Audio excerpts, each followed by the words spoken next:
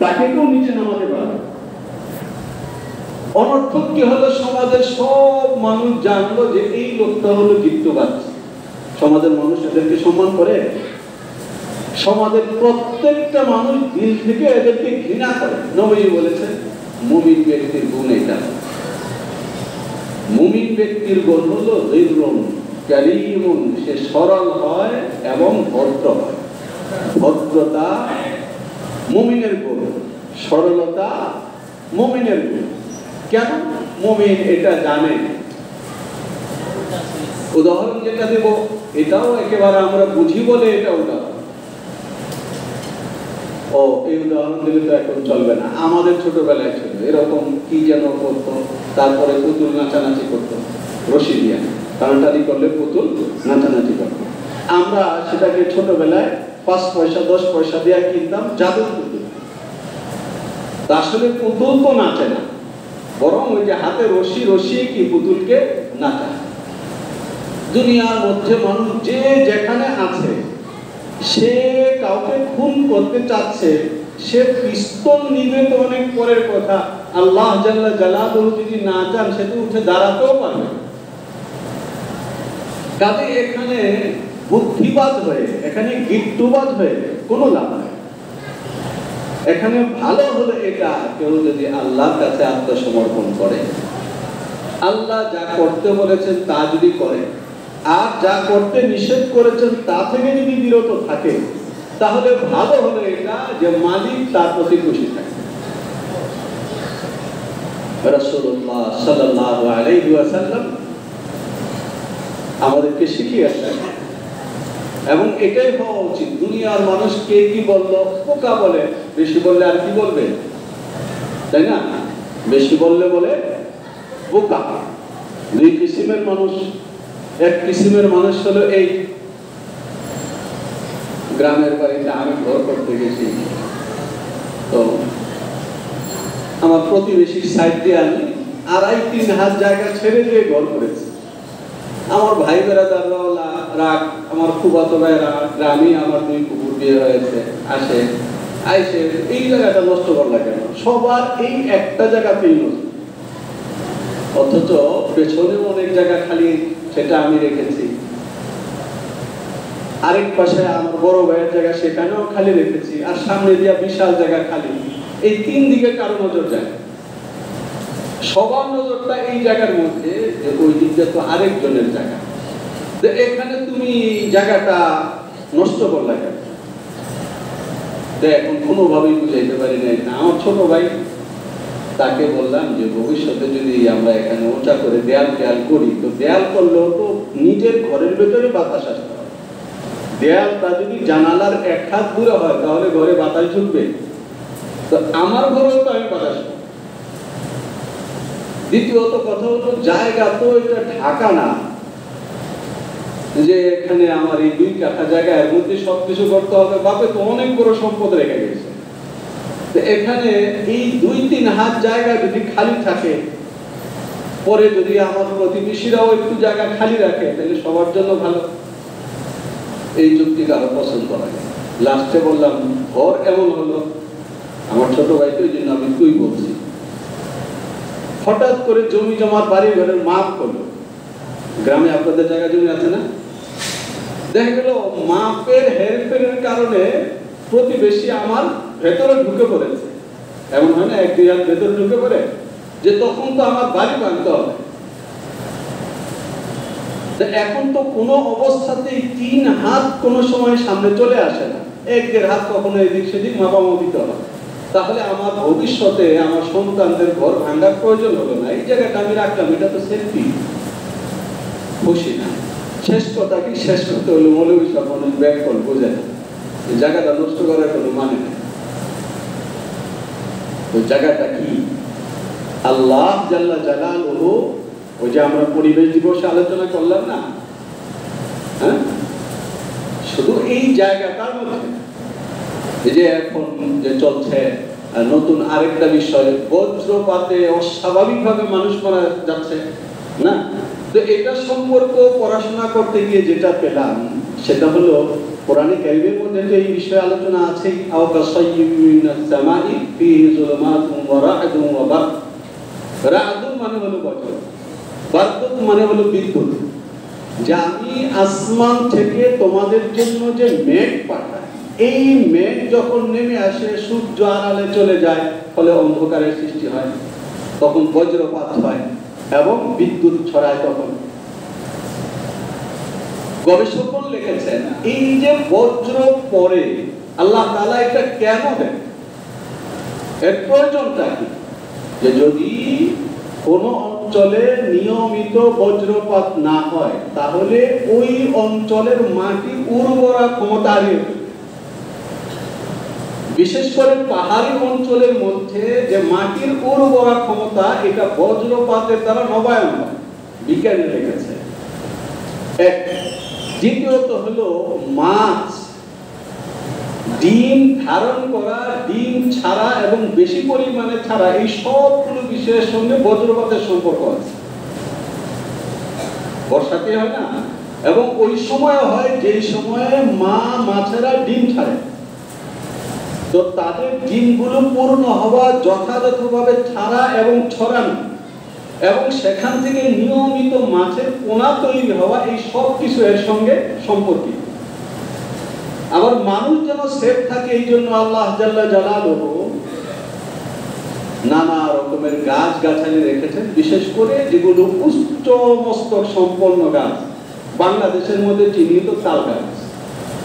যে এলাকায় বেশি পরিমাণে তাল গাছ থাকে ওই এলাকায় বজ্রপাত হবে কিন্তু মানুষ মারা যাবে না, ওটাকে ওই তাল গাছ সেভ করবে। আমাদের এক মন্ত্রী বলেছেন যে কয়েকদিন পরে দেশে বজ্রপাতে কেন মানুষ মারা যাচ্ছে, এই জন্য আমাদের বিরুদ্ধে কথাবার্তা বলা হবে না। এইগুলো সব হলো মজার টপিক। তার কারণ হলো উনি তো মনে জানেন, না জানার তো কথা না। বাংলাদেশেরও এই বজ্রের যে বিপদ অবস্থা, এটা ব্রাহ্মণবাড়িয়া থেকে ওই হবিগঞ্জের যে হাওর অঞ্চল, এই সাইড হলো মানে ঝুঁকিপূর্ণ এলাকা। এই এলাকাগুলোর মধ্যে এটা নিয়ন্ত্রণ টাওয়ার সেট করার জন্য কোটি কোটি টাকার বাজেট হয়ে আছে।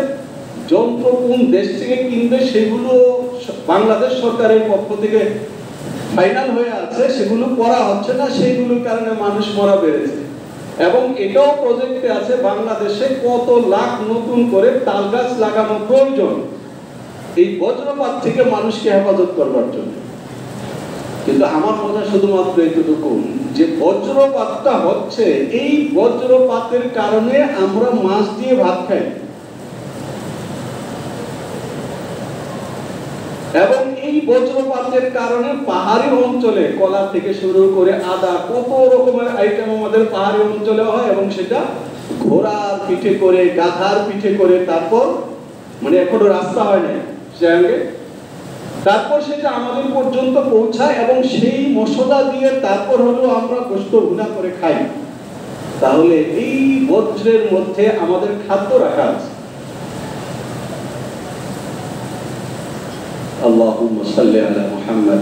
আল্লাহ জাল্লা জালালুহু আমাদেরকে এখানে পাঠাবার পরে সব কিছুর মধ্যেই শিক্ষা রেখেছে। যে পরিবেশটা, যে গাছ গাছালি আমাদের চারপাশে আছে, সেগুলো আমাদের জন্য উপকারী, কিন্তু আমরা যখন নিজেরা বাড়িঘর করতে যাই তখন সেখানে একটা গাছকে ছেড়ে দিব, মনে করি যে এটা স্বার্থপরী। তাহলে আল্লাহ জাল্লা জালালুহু এই গাছটা কেন সৃষ্টি করেছেন?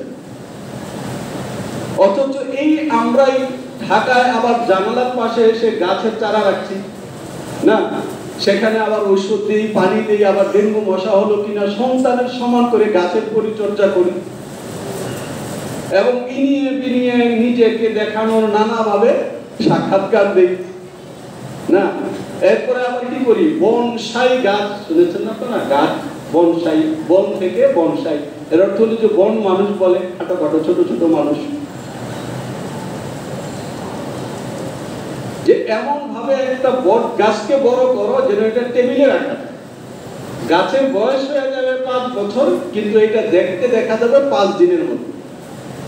এমন একটা বনসাই বট গাছ যদি বাংলাদেশে হয় এবং গাছটা যদি কমপ্লিট সুস্থ হয় তাহলে তার মূল্য হয় 5 থেকে 25 লাখ টাকা। আমাদের মাথায় ঢুকবে? হ্যাঁ, নরমাল যে কোনো ফলন বা কোনো কাঠের গাছ না, যে কোনো জাতি গাছ স্বাস্থ্য ভালো হয়, এটা যদি কেউ বনসাই করে তাহলে বনসাই গাছ যদি দেখতে সুন্দর হয় তাহলে যে গাছই হোক তার মূল্য 50,000 টাকা হয় টেবিলে রাখবার জন্য। এখানে 5 লাখ টাকা দিয়ে টেবিলে একটা গাছ রাখা হচ্ছে, যেখানে আমার সামর্থ্য আছে সেখানে আমি গাছ কেটে ফেলছি এবং সেটাকে মনে করছি যে এটা আমার জন্য কিনা উপকারী না। গাছের জন্য জায়গা ছেড়ে দিলে মনে করা হচ্ছে যে বোকা। কিন্তু আল্লাহর কাছে, আল্লাহর কুদরতের কাছে আত্মসমর্পণ করা, এটা সমাজের মানুষ বলে বোকা, আসলে সে কিনা বোকা না। এখন আস্তে আস্তে পৃথিবী স্বীকার করতে শুরু করেছে। আল্লাহুম্মা সাল্লি আলা মুহাম্মাদ। আল্লাহ জাল্লা জালালুহু আমাদেরকে সৃষ্টি করেছেন হলো জীবনটাকে এমন ভাবে পার করো যে যেখানে গিয়ে ফেরেশতা ডাক দিয়ে দিবেন যে বাস এই পর্যন্তই তোমার জীবন, এখানে গেলে তোমার জীবন পূর্ণ হয়ে গেল। তো ওই সময় যেন ফেরেশতা আসে এবং বেহেশত থেকে সুগন্ধিময় রুমাল যেন এনে আমার মুখের কাছে ছেড়ে দেয়। আর রূহ, ইহুদিরা শিখিয়ে দিয়েছে যে তোমরা আল্লাহর নবীকে জিজ্ঞেস করো আত্মা জিনিসটা কি। কোরআনে কারীমের মধ্যে আছে ইয়াসআলুনাকা আনির রূহ। আল্লাহ জাল্লা জালালুহু তার পয়গম্বরকে বলছেন যে এরা এসে আপনাকে রূহ সম্পর্কে প্রশ্ন করে যে রূহের রহস্য কি। রূহের রহস্য তো বুঝাইলো এরা বুঝবে না। এই রহস্য ক্যাচ করবার মতো যন্ত্রপাতি এদের মাথার মধ্যে আমি দিই নাই। কাজে এই সোজা উত্তর দিন যেটা এদের মাথা নিতে পারবে, ক্যাচ করতে পারবে, সেটা হলো কুলির রূহু মিন আমরি রাব্বি। আপনি বলুন রূহ হলো আল্লাহ জাল্লা জালালুহুর একটা আদেশ, আল্লাহর একটা হুকুমের নাম হলো। শরীর মায়ের গর্ভে সব কিছু সহকারে কমপ্লিট হয়ে যাওয়ার পরে যদি আল্লাহ জাল্লা জালালুহু বলেন যে হ্যাঁ মানুষ কমপ্লিট হিসাবে একে আমি অনুমোদন করলাম, তখন আল্লাহর এই হুকুমটা পাইলে তার মধ্যে প্রাণ সঞ্চারিত হয়, সে সন্তান হিসাবে নড়াচড়া শুরু করে। তখন তার কপালে যতদিন হায়াত আল্লাহর হুকুমে ফেরেশতা লিখে দিয়েছে, যখন এই হায়াত কমপ্লিট হয়ে যায়, মারা যাওয়া অর্থ মরে যাওয়া, শেষ হয়ে যাওয়া, ভ্যানিশ হয়ে যাওয়া এমন কোনো কিছু না। মারা যাওয়া মানে হলো জীবনকে পূর্ণ করা। যেখানে এসে জীবন পূর্ণ হয় ওই জায়গায় যদি সে আল্লাহর প্রতি সমর্পিত থাকে তাহলে বেহেশতের ফেরেশতা বেহেশত থেকে রুমাল নিয়ে এসে তার মুখের সামনে রাখে আর বলে মায়ের গর্ভে যখন ছিলে তখন আল্লাহ তোমাকে এখানে কিছুদিনের জন্য থাকতে দিয়েছে। যে আল্লাহ তোমাকে পাঠিয়েছিলেন এখন চলো ওই আল্লাহর কাছে। কিভাবে চলো?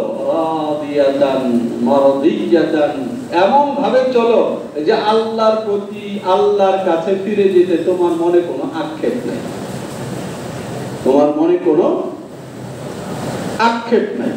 মুহাম্মদুর রাসূলুল্লাহ সাল্লাল্লাহু আলাইহি ওয়াসাল্লাম নিজে করে দেখিয়েছেন যে জীবনের শেষ মুহূর্তে যখন দুনিয়া থেকে চলে যাচ্ছেন তখন এইভাবে উপরের দিকে হাত তুলে যেন কারো সঙ্গে তিনি কোলাকুলি করছেন, মুআনাকা করছেন, আলিঙ্গন করছেন, এমন ভাবে হাত তুলে আল্লাহুম্মা বির রাফিকিল আলা, হে শ্রেষ্ঠ বন্ধু আমি তোমার সকাশে আসতে চাই। শ্রেষ্ঠ বন্ধুর কাছে ফিরে যাওয়া আল্লাহর চাইতে উত্তম আর কোনো বন্ধু নাই। যিনি চাওয়া ছাড়া জীবনের সব কিছু দেন, তার চাইতে উত্তম বন্ধু আর কেউ হতে পারে। তার কাছে ফিরে যেতে তোমার মনে কোন রকমের কষ্ট বোধ নেই। মারদিয়াতান, এবং তোমার প্রতিও তোমার প্রভু সম্পূর্ণরূপে সন্তুষ্ট আছেন। তো যিনি আমার প্রতি সন্তুষ্ট তার কাছে আমি যাব মানে এখন আমি যা চাইবো তাই পাবো, কারণ তিনি তো সন্তুষ্ট আমার প্রতি। ফাদখুলি ফি ইবাদি ওয়াদখুলি জান্নাতি, আল্লাহ জাল্লা জালালুহু তখনই তাকে জানিয়ে দেন যে আমার প্রিয় বান্দারা, তোমার আগে আরো যারা এসেছে, যাও তুমিও তাদের সঙ্গে থাকো আর আমার বেহেশতে প্রবেশ করো। একেবারে বেহেশত তো আরো পরে।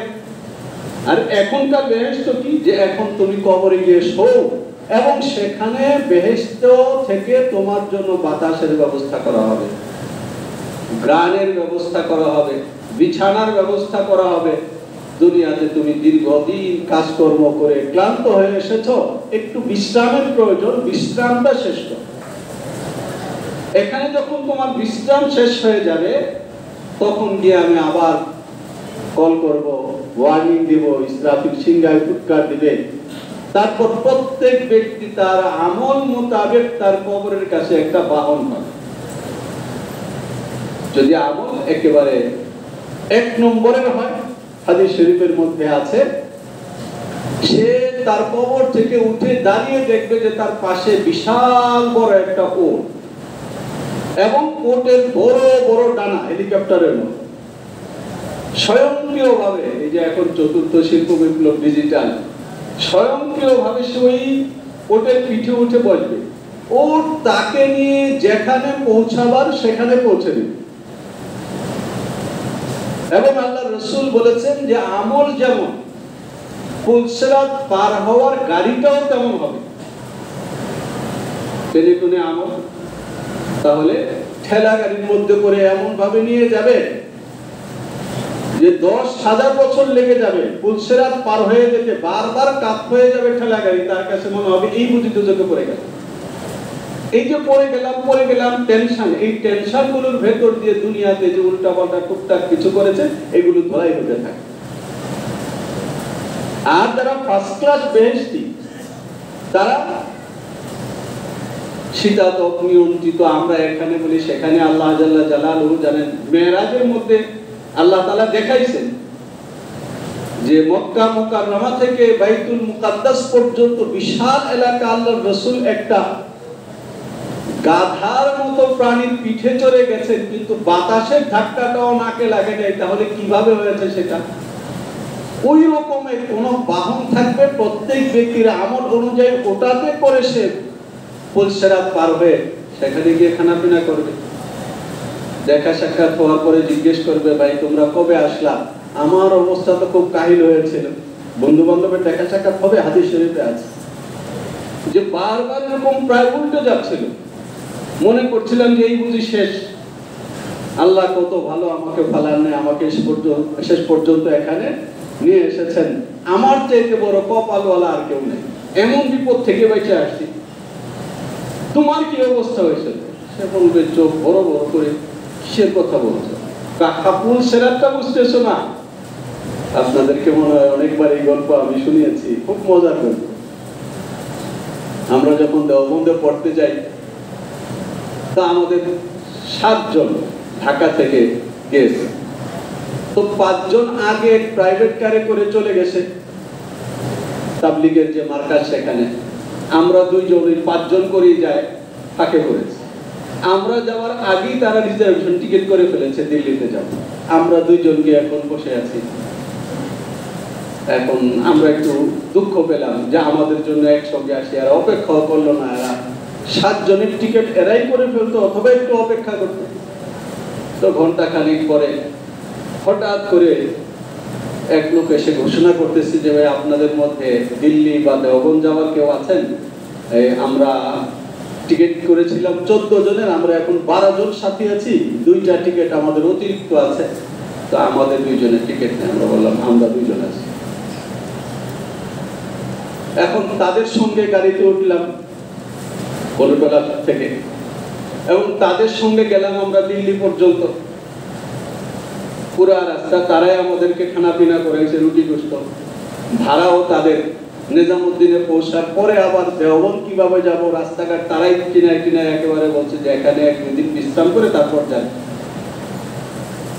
আমরা যখন দেওবন্দে পৌঁছেছি, তো বন্ধুরা যখন একসঙ্গে গল্প সল্প করার জন্য বসছি, তখন এরা হাওড়া ব্রিজ, যারা জান নাই তারাও তো নাম শুনেছেন, আমাদের গুলিস্তান সদরঘাট কিচ্ছু না, হাওড়া ব্রিজের সামনে পুলিশ থেকে শুরু করে যে সামনে পায় যদি চেহারা দেখে বুঝে এটা যে এই এলাকার লোকরা তাকি থাপ্পা দিয়া দেয়, সেই জায়গার কত পেরেশানির খবর আমরা তো বেককলের মতো তাকায় থাকি। পরে জিজ্ঞেস করলাম এটা কোন জায়গায়, বাইরে মিয়া কলকাতা থেকে দিল্লি আসছেন, হাওড়া ব্রিজ চিনেন না, যে খুঁটি ছাড়া যে ব্রিজটা, হ্যাঁ এটা তো দেখতে দেখতে আসলাম, খুব চমৎকার ব্রিজ, বাংলাদেশে এরকম ব্রিজ নেই, এখানেই তো সব গন্ডগোল, আমরা তো কিছুই জানি না। আল্লাহ জাল্লা জালালুহু তার খাস বান্দা যারা দুনিয়াতে আল্লাহ এবং আল্লাহ রাসূলের কথা অনুযায়ী চলেছে তাদেরকে এমন ভাবে বেহেশতে পৌঁছে দিবে, অন্যরা যখন তাদেরকে পুলসিরাতের গল্প শোনাবে তারা চোখ বড় করে বলবে যে এটা কোন জায়গায়, যাজক কথা এটার উপর দিয়ে আপনারা আসছেন না, আমরা তো প্রায় পড়েই গেছিলাম, কপাল ভালো এই জন্য করি না। সেই বলবে যে সে সবচেয়ে ভাগ্যবান, আল্লাহ রাসূল বলেছেন। তাহলে যারা একটা খবরই পায়নি তারা কি রকমের ভাগ্যবান? আমি একটা কথা বলতে চাইছি, ওই জায়গাটায় যে ব্যক্তির নজর থাকে যে আমি পুলসিরাতে এরকম পরিপূর্ণ অবস্থায় না, সোজাসুজি এমন ভাবে চলে যেতে চাই যে পুলসিরাতের নিচে জাহান্নামের আগুনও আমার নজরে পড়ে নাই, কবরের নীল চোখ এবং কানেও শুনে না গর্জওয়ালা ফেরেশতাকে আমি দেখতে চাই, আমি কবরে বেহেশতের বিছানায় ঘুমাইতে চাই।